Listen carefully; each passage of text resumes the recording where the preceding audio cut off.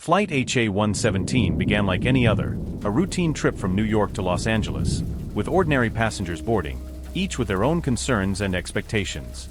I was among them, seated in economy class, when the captain announced that a storm was forming ahead, but that we shouldn't worry, something he had likely said hundreds of times before. The tension was minimal, with most passengers ignoring the information and returning to their activities. As the plane advanced, the storm intensified rapidly. I could feel the change in the atmosphere inside the cabin. What started as light turbulence soon turned into jolts that made the plane shake alarmingly. The cabin lights flickered, and the constant hum of the engines was now accompanied by gusts of wind that seemed to want to tear the wings off the plane. I looked around and noticed that others were also getting nervous. The discomfort that had once been discreet was now evident on the passengers' faces. It was then that the pilot made another announcement, but this time his voice was tense.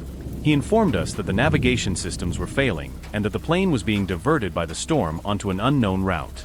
The turbulence was worsening, and it was evident that something was very wrong. The oxygen masks dropped, and panic took over the cabin. What scared me the most was the look of fear in the eyes of the crew, who were trying to stay calm but were clearly as frightened as we were. Suddenly, without any warning, the plane's lights went out completely, and all I could hear was the deafening sound of the storm and the muffled screams of the passengers. For a few seconds, it felt like we were falling into an endless void. Then, everything went dark. When I woke up, the silence was absolute. The plane was stationary, but there was no sign that we had landed at an airport. I looked out the window and all I saw were dense trees and darkness. We were in a forest, but how had we gotten there? And more importantly, why were we all alive? The other passengers began to wake up, dazed and confused, but something was wrong. There was a strange silence among us, as if we were all disconnected from reality. With no signs of serious injuries and the plane seemingly intact, we tried to understand what had happened. No one could remember the last few hours, from the moment the lights went out until we awoke in the forest. It was as if time had been erased from our minds. The crew was in a similar state, unable to explain how the plane had landed or where exactly we were. But what disturbed me the most was the change in the behavior of the people around me. Something was deeply wrong, and I knew that the mystery of Flight HA-117 was just beginning to unfold. When we finally left the plane, the feeling of discomfort and confusion only increased. We were in the middle of a dense forest, with no sign of civilization nearby. The sight of an entire commercial airplane landed there, without any apparent damage, was surreal. As we tried to understand what had happened, the mood among the passengers was tense. No one could explain how we had arrived there, and worse still, no one remembered the hours that had passed from when we disappeared from radar until the moment we woke up. The first signs that something was very wrong came when some passengers began acting strangely. They became introspective, almost oblivious to what was happening around them. Some seemed lost in their own thoughts, while others murmured things that made no sense. The crew was also different. The flight attendants, who had previously been professional and composed, now seemed disoriented, as if something had erased their personalities. There was an oppressive atmosphere, as if we were all being watched by something invisible. Authorities were alerted, and soon a team of investigators arrived on the scene. They were as perplexed as we were, examining the plane and trying to understand what could have caused the forced landing. What they found made everyone even more uneasy. In the cockpit, an unknown radio frequency was active, emitting a continuous signal that no one could identify. It was a frequency that shouldn't have been there, and the technicians couldn't turn it off. Additionally, those who spent more time near the cockpit began reporting auditory hallucinations, whispering voices, as if someone or something was trying to communicate. I started to notice that there was something sinister behind the behavior of the other passengers. It seemed that the more time they spent on the plane or near the cockpit, the stranger and more disconnected they became. I decided that I needed to find out what was happening, and began observing those who seemed most affected more closely. That's when I noticed that some passengers and crew members were exchanging knowing glances, as if they were involved in something that the others didn't know about. My curiosity quickly turned to fear. I began discreetly investigating, talking to the passengers who seemed less affected and trying to gather information. That's when one of the survivors, a middle-aged man who seemed as scared as I was, approached me and told me something disturbing. He had found a notebook in the bag of one of the flight attendants, and the notes revealed details that didn't make sense.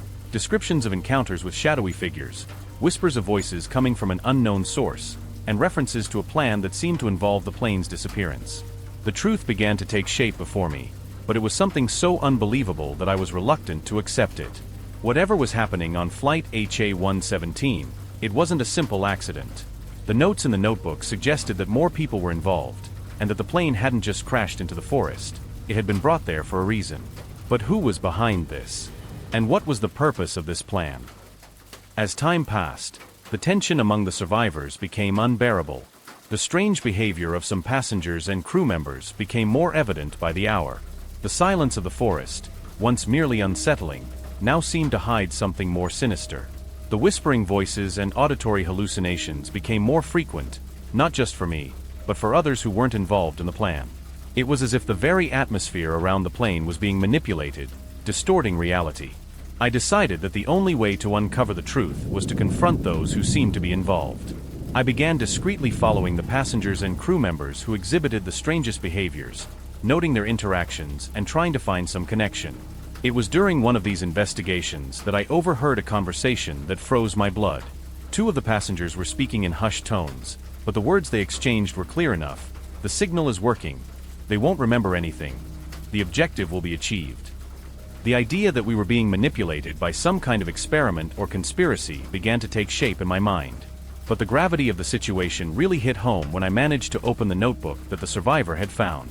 The notes were disturbing, detailing encounters with shadowy figures and instructions for activating the unknown radio frequency. The instructions mentioned recruiting the passengers for a greater purpose, using the frequency to alter their minds and induce controlled behaviors. From the notebook, it was clear that the plane hadn't just disappeared by accident.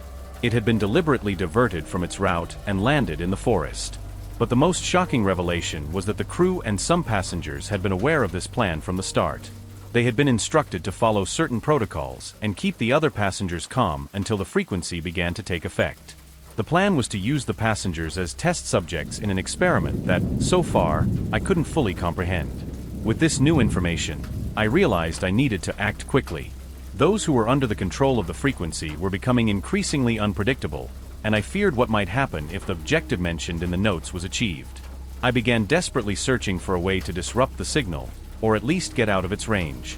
But the forest was immense and unexplored, and the exit seemed increasingly impossible.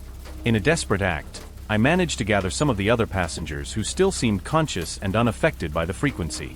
Together, we devised a plan to disable the signal source, the cockpit. We knew it was risky, but we had no other choice. We managed to force our way into the cockpit and, with great difficulty, shut down the radio equipment. The silence that followed was deafening, but the feeling that we had broken the control being imposed on us was liberating. However, even with the signal deactivated, the consequences of the experiment were far from over. Many of the passengers and crew members affected by the signal remained changed, their minds altered in ways that seemed irreversible. What should have been an ordinary flight had turned into a nightmare controlled by forces I still don't fully understand. When we were finally rescued, those of us who survived with our minds intact decided never to speak of what really happened. But the memories of that flight, of HA-117, continue to haunt my thoughts to this day.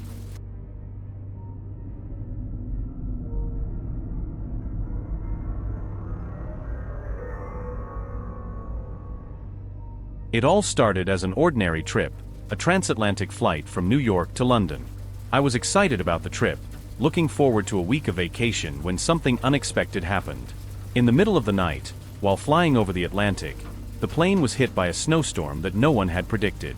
The sky, which had previously been clear, was suddenly engulfed in oppressive darkness, and the turbulence intensified alarmingly.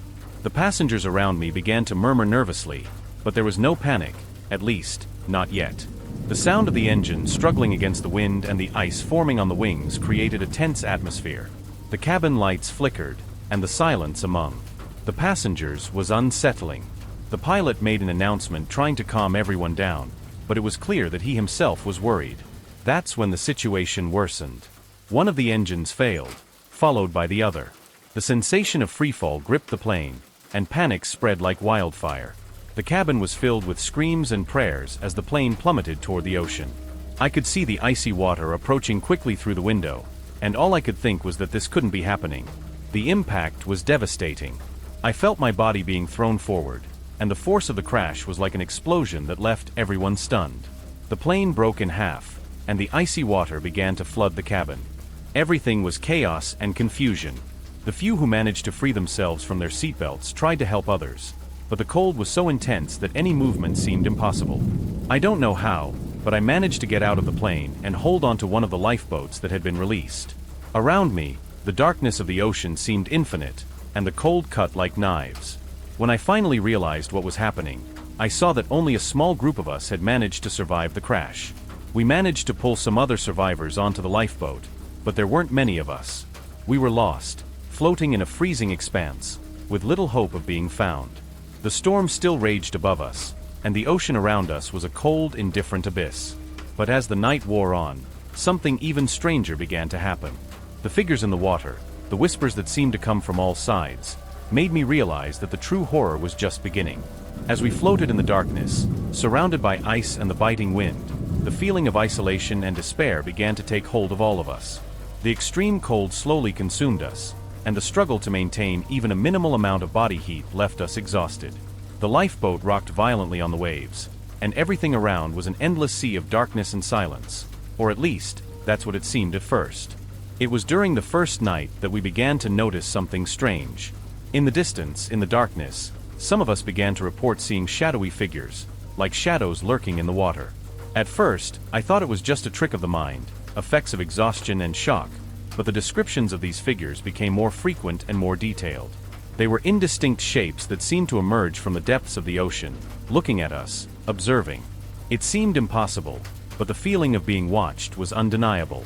In addition to the visions, voices began to emerge. It was as if the ocean itself was calling us, whispering our names in the wind. The voices didn't come from a single direction but seemed to be all around us, coming from all sides, mixed with the sound of the waves and the wind. I tried to ignore them at first, convinced that I was hallucinating, but soon I realized that the other survivors were also hearing the same voices. Each of us seemed to be called by something invisible in the depths of the ocean. Among the wreckage we managed to salvage from the plane, there was a notebook. It belonged to a passenger who hadn't survived the crash. The notebook was partially damaged, but some pages were still legible. What I found in it made my blood run cold. The notes were confusing, but they detailed cryptic predictions, references to events that seemed to foretell the plane's crash and what we were now facing. Whoever owned that notebook seemed to know that something terrible was coming. What was most disturbing was that the notes mentioned figures in the ocean, exactly like the ones we were seeing.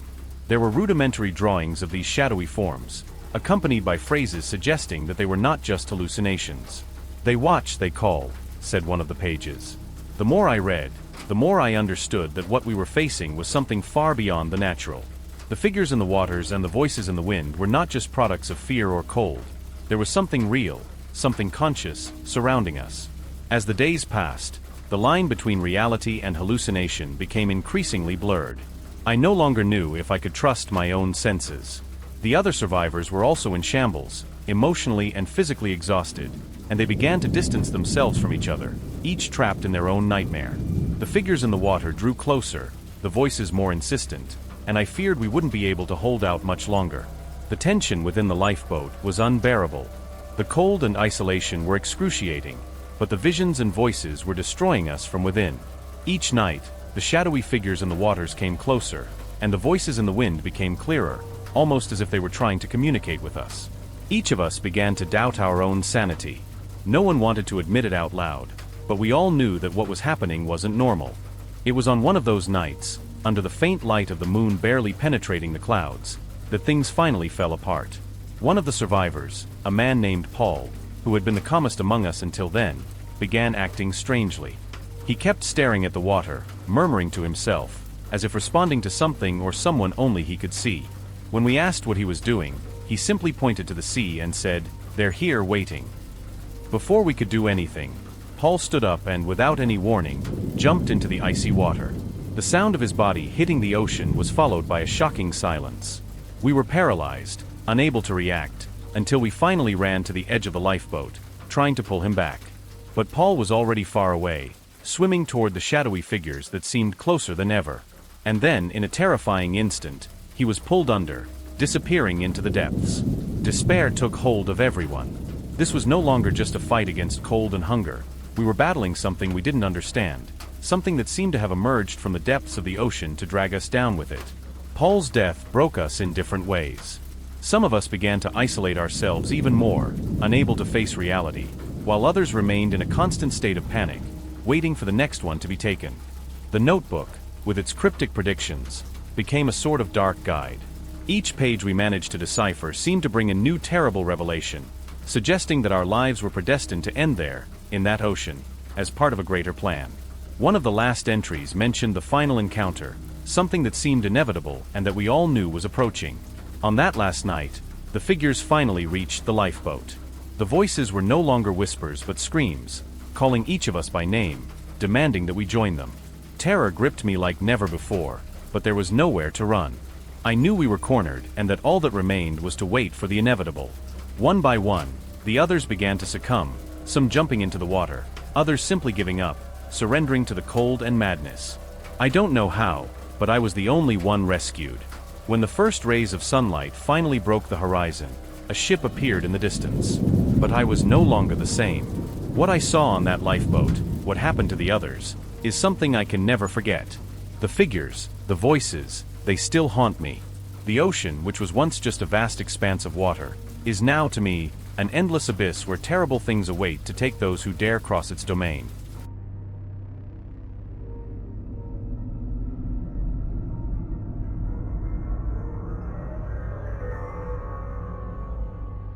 It was an ordinary day at the airport, with the constant movement of flights arriving and departing like any other.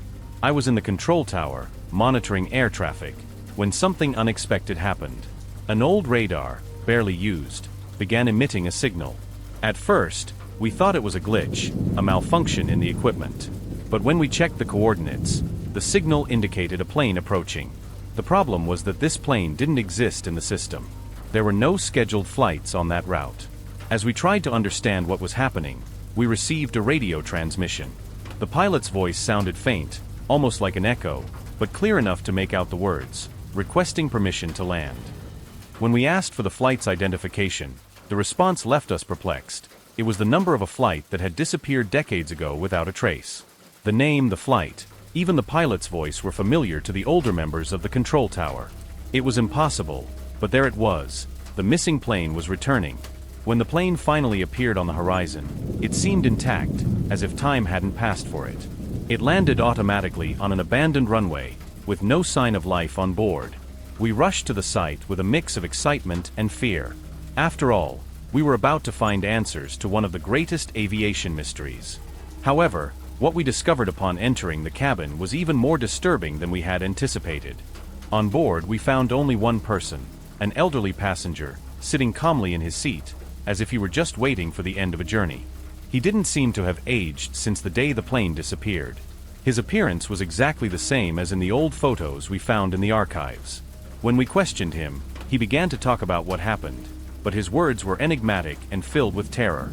He recounted that the flight had never really ended, that the plane had become trapped in a time loop, where the same events repeated endlessly. He said that the other passengers disappeared one by one, some went mad, others simply vanished into thin air. According to him, they were being punished for something, although he didn't know what. And now, he was the only one left, waiting for a release that might never come.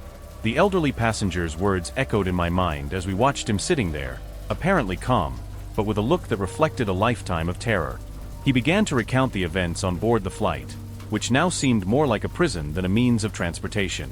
According to him, shortly after the plane took off on that fateful journey decades ago, time began to behave strangely. What should have been a flight of a few hours extended indefinitely, with time folding in on itself, trapping the aircraft in an endless cycle. At first, the passengers didn't realize what was happening. But then, the sun never seemed to set or rise, and the clocks on board showed times that made no sense. Meals were served, but no one felt hungry. The conversation among the passengers began to repeat itself, and that's when panic set in. What they thought was just a technical problem soon revealed itself to be an inescapable nightmare. They were trapped in a time loop, where the same events repeated endlessly, with no possibility of escape. The elderly passenger described how, over time, the others on board began to lose their minds. Some tried to open the plane's doors, hoping to jump to freedom, but the doors wouldn't open. Others simply gave up, ceasing to move or speak, as if they were dead inside. But the worst part was the changes that began to occur. Strange figures started to appear on board, shadows that moved down the aisle and disappeared as soon as someone tried to approach them. They whispered incomprehensible words, and their eyes were black holes that seemed to suck in all the light. These figures, according to the passenger, were responsible for the disappearances. With each new cycle, more passengers vanished, leaving no trace. Some left behind their belongings, as if they had been snatched from reality in the blink of an eye. The elderly passenger spoke of how he and the few remaining survivors tried to hide, using the cabin curtains as protection, but it was useless. No one escaped the figures, who seemed to feed on the fear and despair of the passengers. Investigators found onboard recordings that corroborated the story. The tapes contained hours of audio, including not only the voices of passengers and crew, but also unknown whispers and cryptic messages. In some parts of the recordings, you could hear muffled screams and sounds of things being dragged, as if something or someone was moving through the plane, beyond the passengers. Even more disturbing were the symbols carved into the walls and seats of the plane. They seemed to have been made by those who were trying to protect themselves or communicate with something beyond human understanding. These symbols, which no one could fully decipher, suggested that the passengers were trying to perform some kind of ritual or contact with another dimension in a desperate attempt to escape the hellish cycle they were trapped in. The elderly passenger, while describing the horrors of the eternal flight, revealed that he was the last one left because somehow, he had resisted the temptation to interact with the figures or lose hope. But now he knew that his time had come, and by landing the plane, he was finally fulfilling his destiny, to deliver the plane and the story to the real world. But there was still something dark in his gaze, something that made us question whether the nightmare had truly ended, or if we were just at the beginning of something much bigger and more terrifying. As the elderly passenger finished his story, the air around us seemed to grow heavier, almost suffocating. He looked into my eyes with an intensity that made me shudder. The feeling was that he knew something we still couldn't fully comprehend. Even after everything he had told us, there was still a part of the story he was reluctant to reveal, something deeper and more frightening. The plane, though landed and seemingly safe, emanated a strange energy. The investigators who boarded began reporting sensations of discomfort, dizziness, and a strange sense of déjà vu. It was as if, by entering the aircraft, they had connected to something beyond this world. Some began to have brief visions of passengers who, according to the records, shouldn't have been there. They were blurred figures, always at the edge of peripheral vision, disappearing when looked at directly. The elderly passenger finally revealed what seemed to be the final secret. He spoke of a force that inhabited the plane, something they had awakened during the eternal flight. This force, according to him, was not a physical entity but something more abstract, a concept that fed on time and human perception. With each repetition cycle in time, the force grew stronger, absorbing the sanity of the passengers until nothing was left of them. With the plane now back in our world, this force had weakened but had not disappeared. It was trapped in the plane, but its influence was still palpable. The passenger warned us that the plane should never fly again, that it should be destroyed, sealed forever, or else the force would begin to grow again, bringing back the horrors he had described. What terrified me the most was the fact that he didn't just seem to be warning us. He seemed to have accepted that this outcome was inevitable. The investigators found themselves faced with a terrible choice. Some wanted to continue studying the plane, trying to understand the nature of what they had found, while others believed the passenger was right, that the only way to ensure the force didn't grow again was to destroy the plane, eliminate any trace of that cursed flight. The discussions among the authorities grew increasingly intense, but time seemed to be running out. And then it happened. During the night, one of the investigators who insisted on keeping the plane intact was found dead inside the cockpit. The cause of death was never determined, but what scared everyone the most was what they found carved into the seat next to the body, one of the same strange symbols that had been found by the passengers on the flight. It was as if the force was leaving a final warning, a reminder that it was still there, waiting to be released. In the end, the plane was sealed in an abandoned hangar, far from any active airport, in the hope that this would be enough to contain whatever was inside it. But no one, not even those who made this decision, really believed the problem had been solved. The elderly passenger disappeared shortly thereafter, leaving no trace, as if he had fulfilled his final mission. And I, as someone who witnessed all this, still feel the presence of that force in my memories, like a nightmare that never ends. This story still haunts me, and I can't help but think that somewhere, that plane is still there, with that force growing silently, waiting for the next opportunity to return to our world. Because deep down, I know that the true ending is yet to come.